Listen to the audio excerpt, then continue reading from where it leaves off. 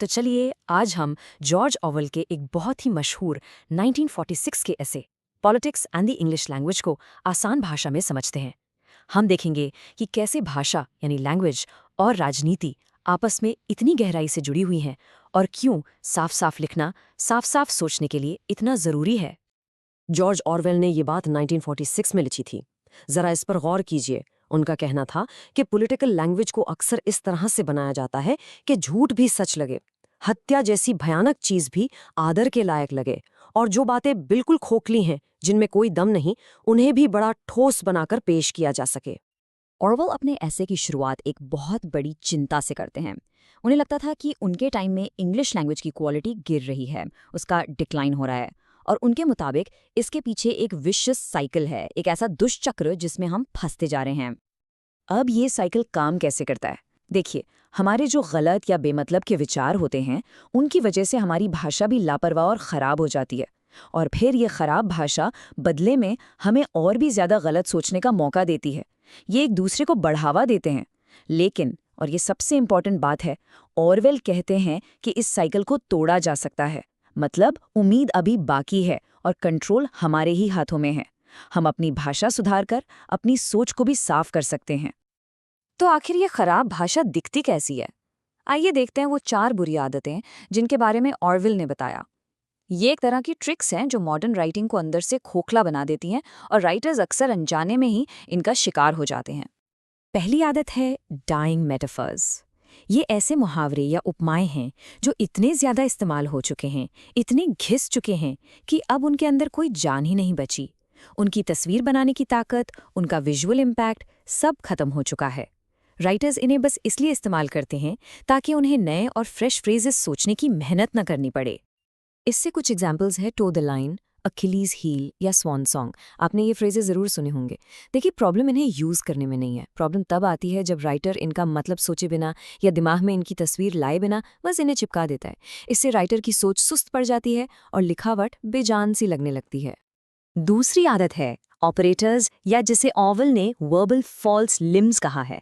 इसका सीधा सा मतलब है सिंपल डायरेक्ट वर्ब्स यूज करने के बजाय उन्हें बेकार के शब्दों से जोड़कर लंबा चौड़ा बना देना। ये झूठे प्रोस्थेटिक लिम्स की तरह हैं जो सेंटेंस को सपोर्ट करने के बजाय उसे और भारी और अजीब बना देते हैं। जैसे एक सिंपल सा शब्द है स्टॉप, लेकिन उसकी जगह रेंडर इन ऑपरेटिव लिखने से बात ज़रूरत से ज़्यादा फॉर्मल और लाइफलेस लगती है। ठीक उसी तरह कॉज की जगह गिव राइज टू कहना। इससे होता क्या है? भाषा की सिंप्लिसिटी, उसकी डायरेक्टनेस सब खत्म हो जाती है। तीसरी आदत है प्रिटेंशियस डिक्शन। यहाँ राइटर जानबूझकर मुश्किल शब्दों का इस्तेमाल करता है, खासकर लैटिन या ग्रीक से आए हुए शब्दों का। क्यों?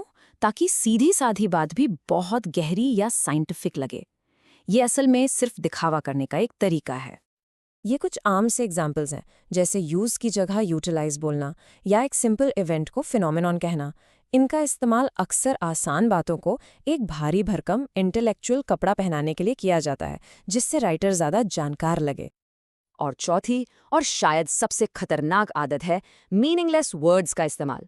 ये ऐसे शब्द हैं जिनका इतना ज़्यादा गलत इस्तेमाल हो चुका है कि अब उनका कोई एक सबके लिए मान्य मतलब बचा ही नहीं है। और इसका सबसे गलत फायदा, आपने सही सोचा, पॉलिटिक्स में उठाया जाता है। जैसे डेमोक्रेसी या freedom, her political party, her leader in शब्दों को अपने हिसाब से इस्तेमाल करता है। इन शब्दों का इस्तेमाल उनके असली मतलब के लिए नहीं होता, बल्कि एक पॉजिटिव या नेगेटिव इमोशन, एक भावना जगाने के लिए होता है। जब कोई कहता है हम ये जस्टिस के लिए कर रहे हैं, तो उस जस्टिस का मतलब कुछ भी हो सकता है। अपनी बात को और साफ करने के लिए ऑरवेल ने एक कमाल का एग्जाम्पल दिया। उन्होंने बाइबल की एक मशहूर वर्स को मॉडर्न बैड इंग्लिश में ट्रांसलेट करके दिखाया। देखिए, एक तरफ ओरिजिनल वर्स है, कितना साफ, सुंदर और आसान, लेकिन जब उसे इन्हीं बुरी आदतों का इस्तेमाल करके मॉडर्न जार्गन में लिखा गया तो सारी क्लैरिटी और खूबसूरती ही खत्म हो गई। कॉन्क्रीट इमेजेस जैसे रेस, बैटल गायब हो गए और उनकी जगह कंपैरेटिव एक्टिविटीज जैसे धुंधले, बेजान फ्रेजेस आ गए। तो सवाल ये उठता है कि ऐसी खराब भाषा का इस्तेमाल होता ही क्यों है? ऑरवेल कहते हैं कि इसका सबसे बड़ा कारण पॉलिटिक्स है। ऐसी भाषा, इन्हीं 4 बुरी आदतों से बनी भाषा अक्सर ऐसी चीज़ों को डिफेंड करने के लिए इस्तेमाल की जाती है जिन्हें साफ शब्दों में डिफेंड करना नामुमकिन है। इस टेबल को देखिए और आप समझ जाएंगे असलियत क्या है और उसे पेश कैसे किया जाता है। निहत्ते गांव पर बॉम्बिंग करने को कहा जाता है पैसिफिकेशन, यानी शांति स्थापित करना। किसानों को उनके खेत से जबरन निकालने को ट्रांसफर ऑफ पॉपुलेशन कहते हैं, और बिना ट्रायल के लोगों को कैद करने को एलिमिनेशन ऑफ अनरिलायबल एलिमेंट्स कहा जाता है। ये शब्द सच्चाई की भयानक तस्वीर पर एक सुंदर पर्दा डाल देते हैं। लेकिन ऑरवेल सिर्फ प्रॉब्लम बताकर नहीं रुकते। वो निराश नहीं है, वो इसका इलाज भी बताते हैं। उन्होंने 6 सिंपल रूल्स दिए हैं जिनको फॉलो करके कोई भी अपनी राइटिंग को साफ, सटीक और ईमानदार बना सकता है। ये 6 रूल्स बहुत ही प्रैक्टिकल हैं। पहला, पुराने घिसे-पिटे मुहावरे यूज मत करो। दूसरा, जहां छोटा शब्द काम कर सकता है वहां लंबा शब्द मत यूज करो। तीसरा, अगर कोई शब्द हटाया जा सकता है तो उसे हमेशा हटा दो। चौथा, एक्टिव वॉइस यूज करो, पैसिव नहीं। पांचवां, विदेशी या साइंटिफिक जार्गन से बचो अगर आम भाषा में उसका शब्द है। और सबसे जरूरी, छठा रूल, अगर इन रूल्स को फॉलो करने से आपको कुछ गलत या बेहुदा कहना पड़ रहा है तो बिना झिझक इन रूल्स को तोड़ दो। तो इस पूरे एनालिसिस से हमें क्या सीखना चाहिए? ओवेल के इस एसे का आखिरी और सबसे इम्पॉर्टेंट मैसेज आखिर है क्या? ये सिर्फ अच्छी इंग्लिश लिखने के बारे में नहीं है, इसकी बात कहीं ज्यादा गहरी है। ऑरवेल कहते हैं कि साफ साफ सोचना पॉलिटिकल सुधार की तरफ पहला और सबसे जरूरी कदम है। जब हम अपनी भाषा को साफ करते हैं तो हम दरअसल अपने विचारों को साफ कर रहे होते हैं, और जब विचार साफ होते हैं तो हम पॉलिटिकल झूठ, धोखे और प्रोपेगेंडा को बहुत आसानी से पहचान सकते हैं। और ये सवाल ऑरवेल हम सब के लिए छोड़ जाते हैं। अगर हमारी भाषा ही सुस्त, लापरवाह और धुंधली है तो क्या हमारे विचार, हमारी सोच उससे अलग हो सकती है? इस पर एक बार जरूर सोचिए। ऐसे और वीडियोस के लिए सब्सक्राइब करें